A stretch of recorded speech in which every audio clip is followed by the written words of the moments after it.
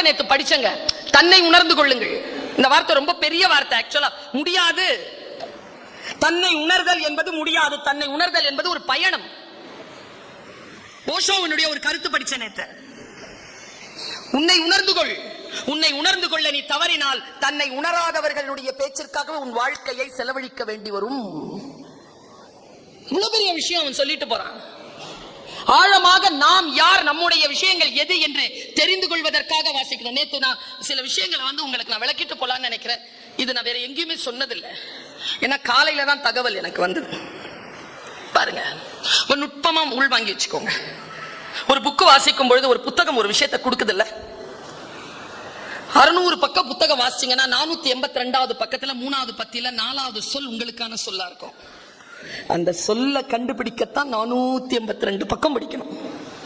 சும்மா அந்த சொல் நிக்காது முன்னாடி.